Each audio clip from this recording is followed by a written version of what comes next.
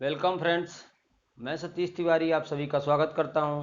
India के किसी भी कॉम्पिटिटिव एग्जाम को फाइट करने के लिए, वो चाहे एसएससी का हो या फिर रेलवे का हो या फिर कोई भी वनडे एग्जाम हो, उसको फाइट करने के लिए मैं आपका मैथ का कॉन्सेप्ट क्लियर करने में मदद कर रहा हूं। और जो भी डाउट्स आ रहे हैं वो मैं क्लियर कर रहा हूं, तो उसी के बारे में आइए हम जो परसेंटेज में कुछ इंपॉर्टेंट क्वेश्चन कल हमने डिस्कस किया था, अब कैसे कैसे कॉन्सेप्ट परसेंटेज के बेस में आ रहे हैं वो मैं आपको आज सिखाऊंगा कि कैसे कैसे कॉन्सेप्ट पूछे जा सकते हैं। और मैं बता रहा हूं ना, जो क्वेश्चन पढ़ाऊंगा उनसे डायरेक्टली एग्जाम में क्वेश्चन आएंगे। मतलब जो एग्जाम में क्वेश्चन आएंगे तो वो डायरेक्टली ऐसे पैटर्न बेस पे रहेंगे, ऐसा लगेगा आपको कि हाँ हमने कुछ सीखा था, तो उसका ये रिजल्ट है। तो मैं बताना चाहूँगा सबसे पहले कि चैनल का नाम कैच द मैथ है। जो बच्चे चैनल में नए हैं वो चैनल को सब्सक्राइब कर लें, और अगर वीडियो आपको अच्छी लगती है तो लाइक ज़रूर करें। ठीक है, तो आइए हम कुछ कॉन्सेप्ट डिस्कस कर लेते हैं परसेंटेज के। जैसे ये एक कॉन्सेप्ट है, आपको मैं बता रहा हूँ, पहले कॉन्सेप्ट लिख लीजिए। ठीक, कॉन्सेप्ट नंबर फर्स्ट, ऐसे क्वेश्चन आते हैं ए बी का कितना परसेंट है। और ये जो कॉन्सेप्ट लिखा रहा हूं ना, इनसे डायरेक्टली क्वेश्चन आपके एग्जाम में बनते हैं। दूसरा कॉन्सेप्ट लिखिए, बी ए का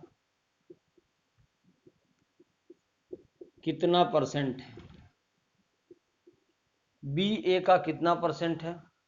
नेक्स्ट, तीसरा कॉन्सेप्ट लिखिए, ए बी से कितना परसेंट अधिक है। ए बी से कितना परसेंट अधिक है। ए बी से कितना परसेंट अधिक है। नेक्स्ट, बी ए से कितना परसेंट कम है। ठीक, ए बी का कितना परसेंट है, बी ए का कितना परसेंट है, ए बी से कितना परसेंट अधिक है, और बी जो है ए से कितना परसेंट कम है। ये चार कॉन्सेप्ट हर एक एग्जाम के लिए इंपॉर्टेंट है, चाहे वो एसएससी का हो, चाहे वो कोई भी एग्जाम हो, वन डे कोई भी एग्जाम हो। ये चार कॉन्सेप्ट आपके परसेंटेज में वेरी इंपॉर्टेंट है। इसका मतलब मैं आपको बताता हूं पहले कॉन्सेप्ट का। ए जो है वो बी का कितना परसेंट है। ए क्या है, बी का कितना परसेंट है। तो मैं अगर आपसे कहूं कि ए किसका, बी का, ए किसका, बी का कितना परसेंट है, तो परसेंटेज से फ्रैक्शन में बदलने के लिए हम 100 का मल्टीप्लाई करते हैं। तो अगर आपसे क्वेश्चन में पूछता है कि ए है वो बी का कितना परसेंट है, तो उसको ऐसा लिख सकते हैं। ठीक है, नेक्स्ट कॉन्सेप्ट देखिए, बी ए का, बी ए का, तो बी किसका, बी ए का कितना परसेंट है ये पूछ रहा है। तो ये परसेंटेज से फ्रैक्शन में बदलने के लिए 100 का मल्टीप्लाई करते हैं। बी जो है वो ए का कितना परसेंटेज है, इसलिए मैंने ऐसा लिखा है। ठीक है, अब नेक्स्ट कॉन्सेप्ट आपसे क्या पूछता है कि ए बी से कितना परसेंट अधिक है। ए किससे, ए किससे, बी से कितना परसेंट अधिक है, तो पहले इसका डिफरेंस निकालना पड़ेगा, राइट। तो निकाल लीजिए, ए माइनस बी किससे, किससे, बी से, इंटू 100। सिंपल सी बात है, अगर आपको इसकी लैंग्वेज समझ में आती है ना, ये भाषा जो लिखी गई है ये आपको समझ में आ रही है, मतलब जो लैंग्वेज क्वेश्चन में आ रही है वो अगर आपको समझ में आ गई तो ही मैथ आप सॉल्व कर पाओगे, अन्यथा आपके समझ में नहीं आने वाला है। ए बी से कितना परसेंट अधिक है, तो जो ए है ना वो बी से, तो पहले उसका डिफरेंस निकाल लेंगे, ए माइनस बी। फिर किससे पूछा है, बी से, तो बी और इंटू 100 हो जाएगा। ठीक है, अब नेक्स्ट कॉन्सेप्ट में क्या पूछता है कि बी ए से कितना परसेंट है, तो बी क्या पूछता है, बी है ना वो ए से कितना परसेंट कम है, तो ए अगर बड़ा है तो ए पहले आएगा, बी बाद में आएगा। अब किसके रिस्पेक्ट में बात कर रहा है, ए के रिस्पेक्ट में, बी जो है वो ए से कितना परसेंट कम है, तो ए के रिस्पेक्ट में बात कर रहा है। ठीक है, इंटू 100, राइट। समझ में आया क्या मैं क्या समझाने की कोशिश कर रहा हूं, मेरे कहने का मतलब है जिसके रिस्पेक्ट की बात की जा रही है ना, जिसके रिस्पेक्ट में बात की जा रही है वो अपान के नीचे आएगा, समझ गए क्या, वो बाई में आएगा। मतलब बी के रिस्पेक्ट में अगर बात की जा रही है तो बी नीचे रहेगा, और ए की बात, जिसकी बात की जा रही है वो हमेशा ऊपर रहेगा। ठीक है, बी से, बी के रिस्पेक्ट में किसकी बात की जा रही, ए की, तो ए पहले रहेगा और बी बाई में रहेगा। ठीक है, यही मैं आपको सिखा रहा हूं, राइट।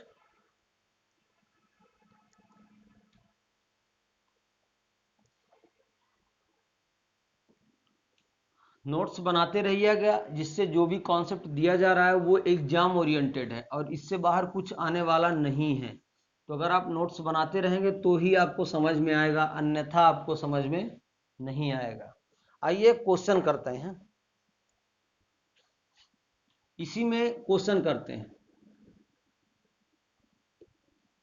10-10 सेकंड का लगेगा, 10 सेकंड का ओनली टाइम रहेगा, क्योंकि आपको परसेंटेज से फ्रैक्शन बनाने की जो टेबल मैंने सिखाया है वो अगर टेबल आ रही है तो आप डायरेक्टली इसको बना सकते हो। ठीक है, मैं अगर आपसे कहूं 20 30 का कितना परसेंट है, पहला। दूसरा ले लीजिए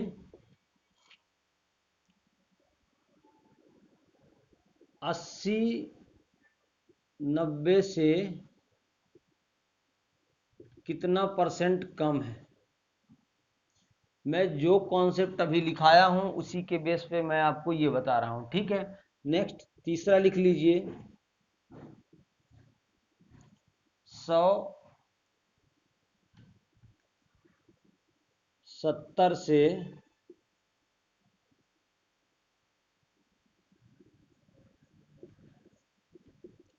कितना परसेंट अधिक है। समझ गए क्या, देखो 20-30 का कितना परसेंट है, ये पहला क्वेश्चन है। दूसरा है 80-90 से कितना परसेंट कम है। तीसरा क्वेश्चन है 170 से कितना परसेंट अधिक है। तो ये डायरेक्टली मैंने आपको क्या सिखाया है कि जो 20 है ना, किसके रिस्पेक्ट में, 30 के रिस्पेक्ट में, किसके रिस्पेक्ट में, 30 के रिस्पेक्ट में, और इंटू में 100 कर दोगे। अब इसमें कोई दो राय नहीं होना चाहिए, क्या दो राय नहीं होना चाहिए, कि यह किसके बराबर होता है, कि यह किसके बराबर होता है, ये होता है 66 सही 2/3% के बराबर, यानी 2/3 के बराबर होता है। ठीक है, अब 80-90 से कितना परसेंट कम है, तो मैंने आपको कॉन्सेप्ट में ये बात क्लियर की है, अगर आपको पता हो, कि पहले हम इसका डिफरेंस निकालेंगे, पहले हम इसका डिफरेंस निकालेंगे, और डिफरेंस में ये b है और ये a है, तो भी मैंने कॉन्सेप्ट में a माइनस बी ही कराया है, इसीलिए क्योंकि 90 से 80 कितना कम है, कितना डिफरेंस हो गया, 10 का डिफरेंस हो गया। किसके रिस्पेक्ट में बात की जा रही है, 90 के रिस्पेक्ट में, तो कर दीजिए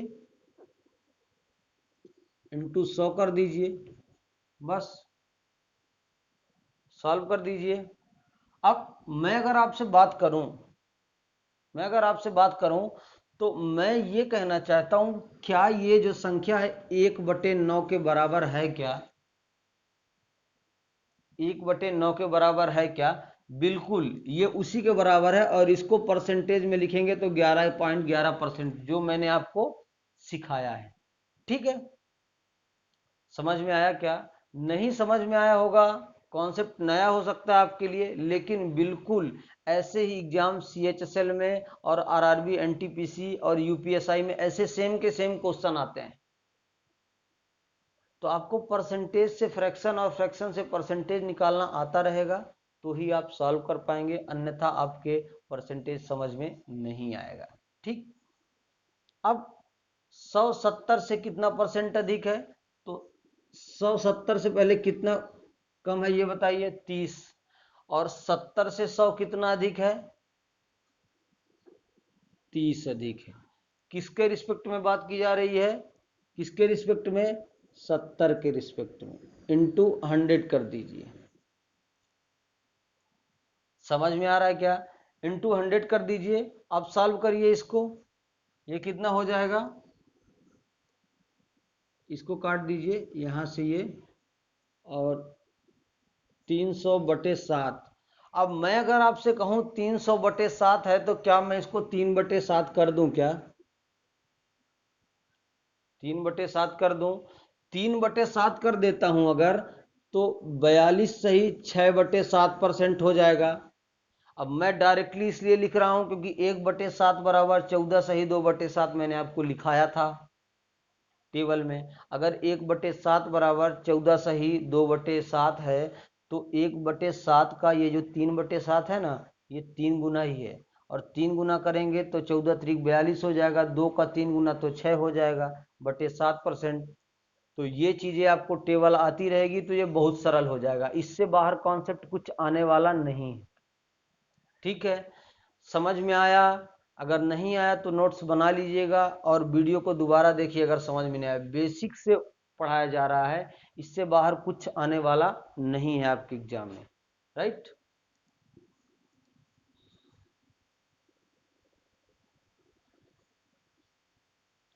और मैं बता रहा हूं कि जो न्यू बिगिनर्स हैं वो चैनल को सब्सक्राइब कर लें, और अगर वीडियो पसंद आती है तो लाइक भी करें और शेयर भी करें। ठीक है, अब एक क्वेश्चन मैं ये ले लेता हूं, देखो इसके बाद आगे आपको बताता हूं मैं। ठीक है, क्वेश्चन लिखिए,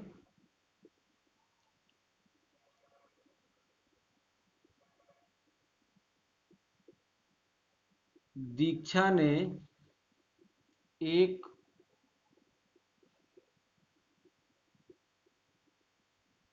परीक्षा में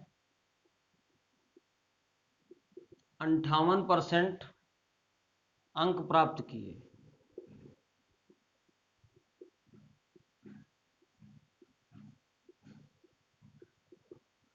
ठीक, यदि अधिकतम अंक पूछ रहा है, यदि अधिकतम अंक, यदि अधिकतम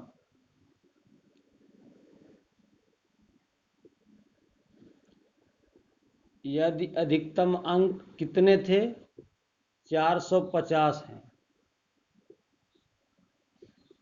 तो उसे कितने अंक प्राप्त हुए।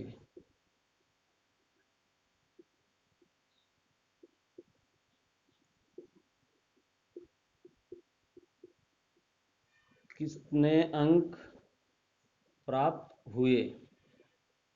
ठीक है, अब मैं अगर आपसे कहता हूं कि इसमें कोई अलग से फार्मूला लगाइए, तो कुछ सोचने की जरूरत नहीं है, आप क्वेश्चन को पढ़िए। दीक्षा ने एक परीक्षा में 58% अंक प्राप्त किए हैं, यदि अधिकतम अंक 450 हैं तो उसने कितने अंक प्राप्त किए। तो सिंपल सी बात है कि आपको क्या करना है, 450 का 58% ही निकाल देना है। ठीक है, निकाल दीजिए इसका, 450 गुणे 58/100। सॉल्व करिए इसको, 5 से 2 में काट दीजिए, 5 से 9 बार कट जाएगा। ठीक है, 2 से कटेगा तो ये कितना हो जाएगा, 29। और 29 का 9 में गुणा कर दीजिए तो 9 नहीं है, कितना हो जाएगा, 81, 1 8 और 9 दूनी 18, और 8 कितना हो जाएगा, 26। मतलब 261 अंक उसने प्राप्त किए हैं। कितने? 261। तो ये क्वेश्चन आया हुआ है, ये कब आया था? 2016 में, आरआरबी एनटीपीसी में 2016 में पूछा जा चुका है। इतने सरल सरल क्वेश्चन आते हैं। अब इसमें क्या है, 58% दे दिया था, अगर थोड़ा सा अलग परसेंट देता 57 1/7 या फिर कुछ भी दे देता 33.33, तो आप लोग डाउट में हो जाते हो। उसके लिए ही मैंने क्या किया है कि आप लोगों को टेबल बनवाया है। वो टेबल जिसको भी याद हो जाएगी, उस टेबल को याद करने के बाद आपको परसेंटेज में कहीं दिक्कत आने वाली नहीं। ठीक है,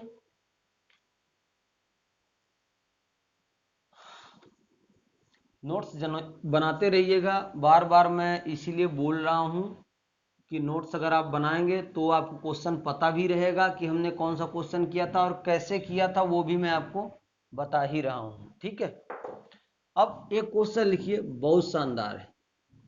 ये कई बार एग्जाम में पूछा जा चुका है, ये कई बार एग्जाम में सेम पैटर्न में है, थोड़ा सा अलग अलग घुमा के या नंबर चेंज करके कई बार पूछा जा चुका है। ठीक है,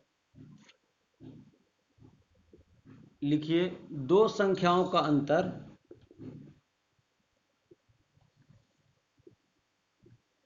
दो संख्याओं का अंतर। अब जो भी क्वेश्चन मैं इसमें कराऊंगा ना, वो सब परसेंटेज से रहेंगे, फ्रैक्शन से ही रहेंगे। आपको सोचने की इसमें कोई जरूरत नहीं है कि अलग से कैसे टॉपिक आ गया। ठीक है, दो संख्याओं का अंतर उन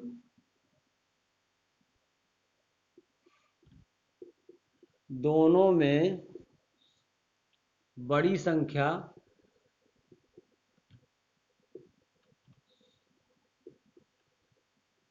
का 40%, बड़ी संख्या के 40% के बराबर है। बड़ी संख्या के 40% के बराबर है।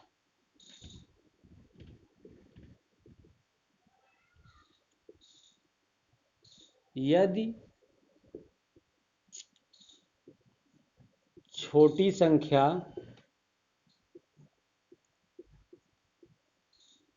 24 है,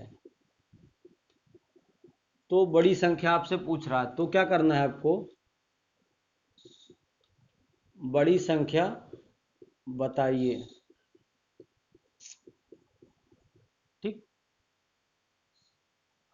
क्वेश्चन को पढ़िए, जिसको समझ में नहीं आए वो दोबारा क्वेश्चन पढ़े। ऐसा नहीं कि एक बार पढ़ लिया नहीं समझ में आया तो कोई बात नहीं। दो संख्याओं का अंतर उन दोनों में से बड़ी संख्या है ना, उसके 40% के बराबर, यानी वो जो दो संख्याएं हैं उन दोनों का डिफरेंस है, तो जो बड़ी संख्या है उसके 40% के बराबर है, ऐसा बोल रहा है। यदि छोटी संख्या 24 है तो बड़ी संख्या बताइए। मैं डायरेक्टली परसेंटेज से कैसे सॉल्व करेंगे वो मैं आपको सिखा देता हूं। क्या मैं ऐसा कह सकता हूं क्या कि ये जो 40% लिखा है, क्या मैं ऐसा कह सकता हूं कि ये जो 40% है ना, तो ये किसके बराबर होता है? 2/5 के। कुछ समझ में आ रहा है? ये जो 40% है ये 2/5 के बराबर है। ठीक है, तो जो डिफरेंस है ना, ये 2 होगा। क्या मैं ऐसा कह सकता हूं? क्योंकि उसने ऑलरेडी ये चीज बोला है। क्या बोला है आपसे? क्या बोला है आपसे? कि दो संख्याओं का अंतर उन दोनों में जो बड़ी संख्या है, यानी कि जो उसका बेस है ना वो बड़ी संख्या है, और बड़ी संख्या क्या है यहाँ? 5 है। तो अंतर कितना हो जाएगा? 2 हो जाएगा। कुछ समझ में आ रहा है क्या? दो संख्याओं का अंतर उन दोनों में से बड़ी संख्या, यानी बड़ी संख्या उसकी बेस हो गई, और उसका जो अंतर है वो 2 है। तो क्या मैं आपसे कह सकता हूं कि ये 5 से 3 हो जाएगा? बहुत सरल भाषा में बता रहा हूं कि 40% बराबर 2/5 होता है, जो कि यहाँ लिखा हुआ है। इसने 40% बोला था कि बड़ी संख्या से 40% के बराबर है। ठीक है, तो जो अंतर है वो 2 हो जाएगा, और बेस इसका 5 है। तो अगर अंतर 2 है और बड़ी संख्या जो बेस है वो 5 है, तो जब बड़ी संख्या में अंतर को घटा देंगे तो छोटी संख्या नहीं आ जाएगी क्या? नहीं आ जाएगी क्या? आप कहोगे बिल्कुल आ जाएगी। तो अगर बड़ी संख्या 5 है, मैं अगर से कहूँ आपसे कहूँ कि बड़ी संख्या अगर 5 है तो छोटी संख्या 3 हो जाएगी, क्योंकि अंतर 2 है। अब अगर छोटी संख्या 3 हो गई तो 3 रेशियो बराबर कितना दिया है? यदि छोटी संख्या 24 है तो 3 रेशियो बराबर आपको दिया है 24। तो यहां से 1 रेशियो बराबर कितना हो जाएगा? 8। तो 5 रेशियो बराबर, मैं अगर से आपसे पूछूं कि बड़ी संख्या जो है वो 5 रेशियो है, क्योंकि हमने बेस माना है बड़ी संख्या को, और बड़ी संख्या 5 रेशियो है, तो 1 रेशियो बराबर अगर 8 है तो 5 रेशियो बराबर कितना हो जाएगा? 40। और यही आपका आंसर हो जाएगा। एक ही लाइन का क्वेश्चन था, इसको मैंने लेंदी इसलिए किया कि आपको समझ में आए, बाकी तो मैं यही 3 रेशियो बराबर 24 और 1 रेशियो बराबर 8 लिखने की कोई जरूरत नहीं थी। ठीक है। आप अगर आपको प्रूफ करना है तो देख सकते हैं कि बड़ी संख्या के 40%, बड़ी संख्या का जो 40% निकाल दीजिए। बड़ी संख्या का 40% जब आप निकालेंगे तो 40 का 40% कितना हो जाएगा? 16।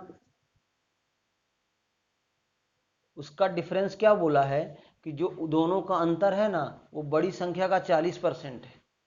बड़ी संख्या कितना बोला है? 40%। ये मैं प्रूफ बता रहा हूं। अगर बड़ी संख्या का 40% बोला है तो बड़ी संख्या का 40% 16 है।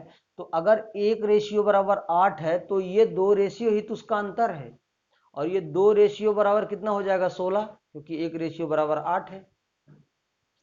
Got it? क्लियर हुआ क्या सबको? जिसको क्लियर नहीं हुआ है वो अगेन देखे, और अगर ये क्वेश्चन आपको समझ में आए तो वीडियो को आप लाइक जरूर करिएगा। और मैं बता रहा हूं ये 3 एग्जाम में पूछा गया, एसएससी सीएचएसएल में, आरआरबी मुंबई में, आरआरबी मुंबई में भी पूछा गया है, और इसको क्या किया है, दिल्ली पुलिस में भी पूछा है, दिल्ली पुलिस में भी पूछा है। ये 3 एग्जाम में पूछा गया क्वेश्चन, और सेम था। यहां नंबर चेंज था, यहां तो एक क्वेश्चन में 40 डायरेक्टली रख दिया था उसने। ठीक है। तो मैं बता रहा हूं ना कि क्वेश्चन यहीं से उठ के आएंगे, इससे बाहर कहीं आने वाला नहीं है। और अगर आ भी जाता है बाहर ना तो आपको कॉन्सेप्ट पता रहेगा, तो आपको कोई दिक्कत होने वाली नहीं है। राइट।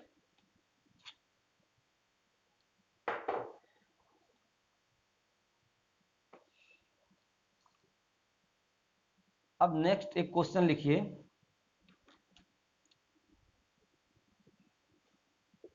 नेक्स्ट क्वेश्चन, दो संख्याएं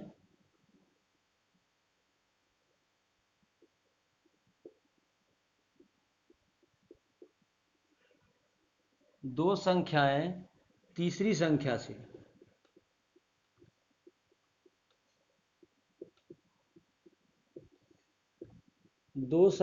तीसरी संख्या से क्रमशः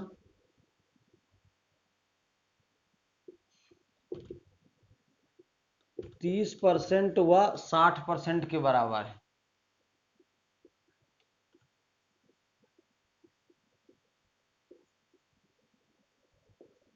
ठीक है। दो संख्याएं तीसरी संख्या से क्रमशः 30% व 60% के बराबर है, तो उन दोनों संख्याओं का अनुपात बताओ।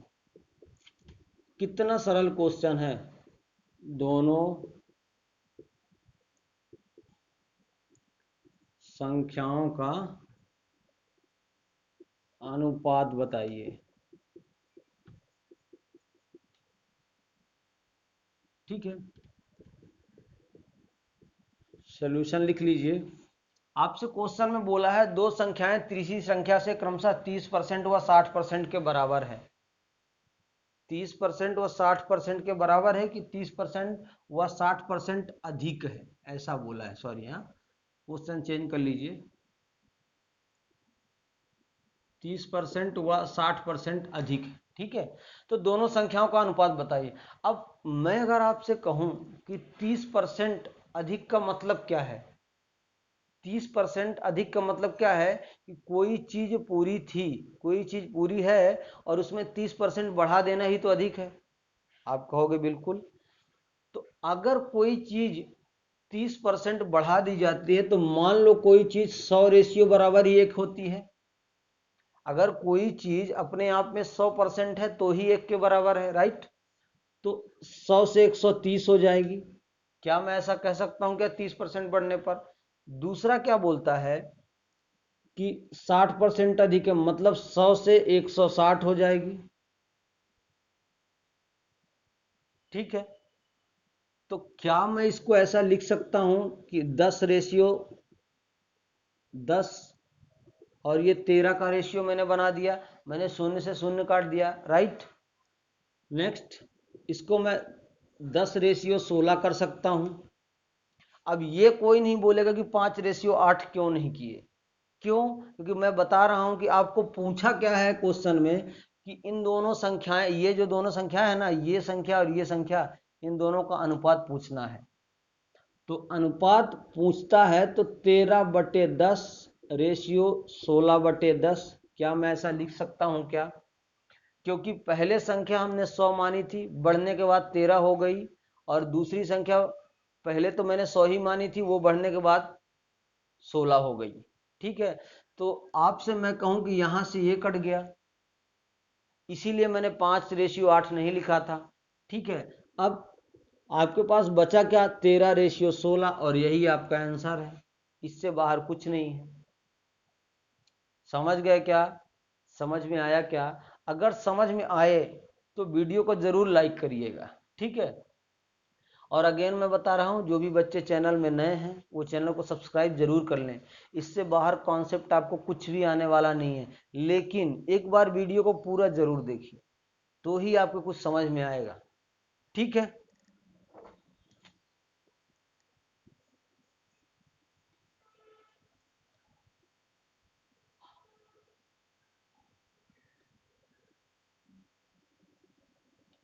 नेक्स्ट क्वेश्चन एक ले लीजिए,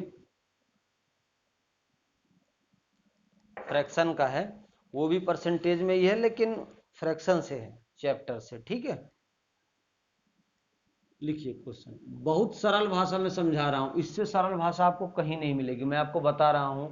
और जो भी बच्चे पढ़ना चाहते हैं ना, वो जुड़े जरूर, और वीडियो को एक बार पूरा देखिएगा। पूरा देखने के बाद ही आपको कुछ कॉन्सेप्ट मिल पाएगा, या कुछ आपको लगे कि हाँ, इसमें जो बताया गया वो हमारे काम की चीजें हैं। ठीक है,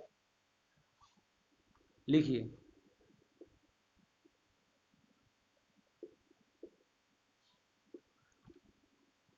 किसी भिन्न के अंश व हर का अनुपात, किसी भिन्न के अंश व हर का अनुपात कितना है? 5:6।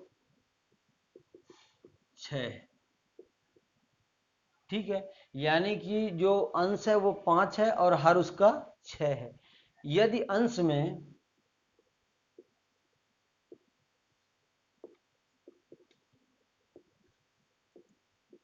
40%, अंश में कितना? 40% की वृद्धि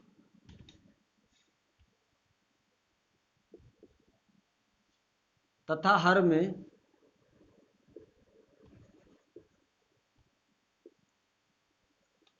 33.33% की कमी, किसमें?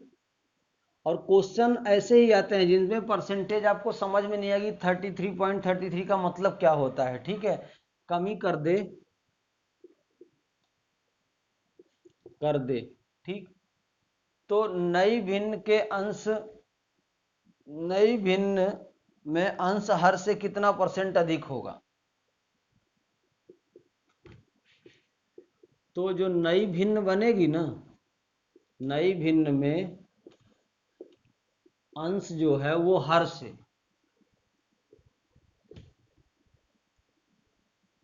कितना परसेंट अधिक होगा?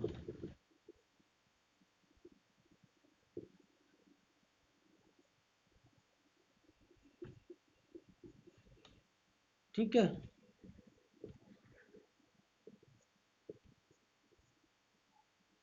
क्वेश्चन को बड़े ध्यान से पढ़िए। किसी भिन्न के अंश व हर का अनुपात 5:6 है, यदि अंश में 40% की वृद्धि कर दी जाती है, यदि जो अंश है ना उसमें 40% की वृद्धि कर दे तथा हर में 33.33% की कमी कर दे, तो नई भिन्न में अंश हर से कितना अधिक होगा। अब कुछ बच्चे ऐसे हैं ना जिनको तो क्वेश्चन ही समझ में नहीं आता है कि क्या पूछ रहा है। तो मैं सबसे पहले आपको बताना चाहता हूं कि उसमें क्वेश्चन ये पूछ रहा है कि जो नई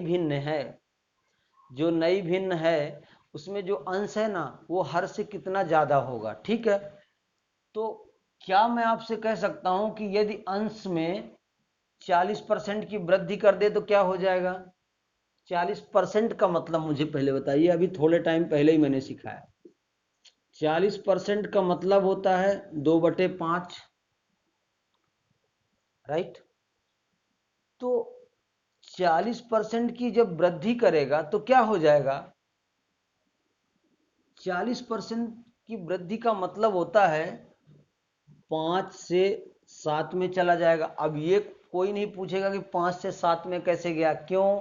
क्योंकि मैं आपको बता दूं कि 100 से 140 ही 40% की वृद्धि होगी, राइट।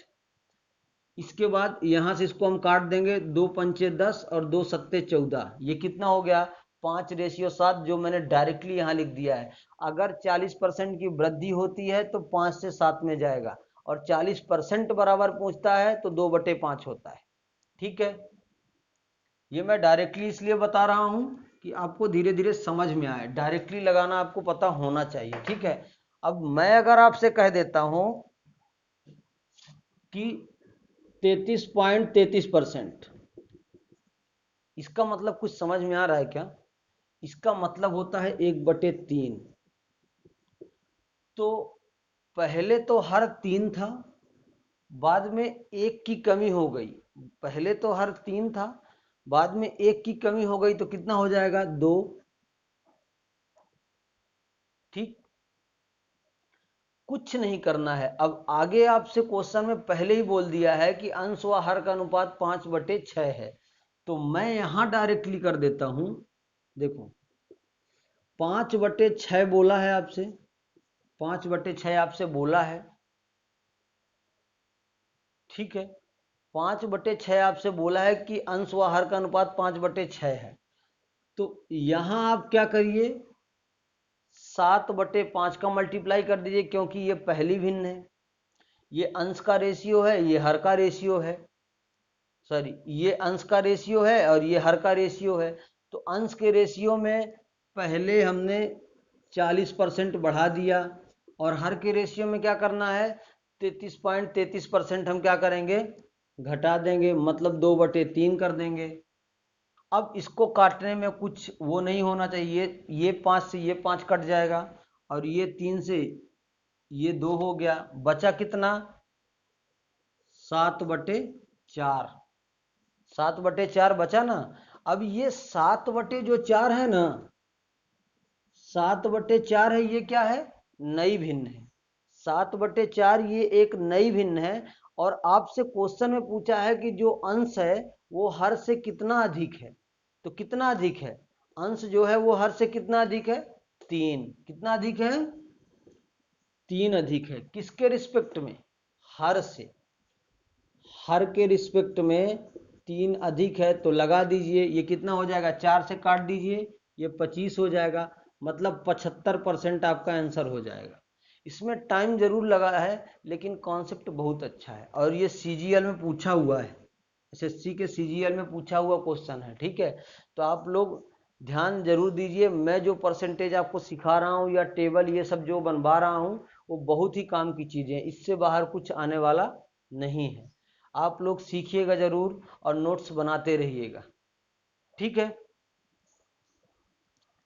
क्लियर हो रहा है ना? जो मैं पढ़ा रहा हूँ क्लियर हो रहा है? अगर क्लियर होता है और आप वीडियो देख रहे हैं या देखते हैं, तो आप एक बार कमेंट बॉक्स में जरूर बताइएगा क्लियर हो रहा है कि नहीं। और वीडियो को पूरा वॉच करिए यार, उससे क्या होता है, वीडियो आप पूरा वॉच करेंगे, देखेंगे, तो ही आपको समझ में आएगा कुछ कॉन्सेप्ट, अन्यथा आपके समझ में आने वाला नहीं है। ठीक है, मैं आपको बता देता हूं कि चैनल का नाम कैच द मैथ है। कैच द चैनल का नाम कैच द मैथ है। चैनल को सब्सक्राइब कर लीजिए, और वीडियो अगर आपको पसंद आती है तो लाइक जरूर करिएगा और शेयर भी करिए। ठीक है, धन्यवाद दोस्तों। आज के वीडियो में बस इतना ही, और जो भी आगे का चैप्टर है वो मैं आगे आपको कल कराऊंगा, जिसमें सक्सेसिव में पढ़ा सकता हूं आपको। सक्सेसिव का केस कि कैसे एक से एक परसेंटेज बढ़ती है, पहले 2% बढ़ता है, फिर 3% बढ़ता है, फिर 4% बढ़ता है, उसको सक्सेसिव का केस बोलते हैं। और वो बच्चों को बहुत दिक्कत में डालता है एग्जाम में। तो मैं आपको बता रहा हूँ कि वो सब मैं क्लियर करा दूंगा, लेकिन आप बने रहिएगा और वीडियो को देखें जरूर, और पसंद आए तो लाइक जरूर।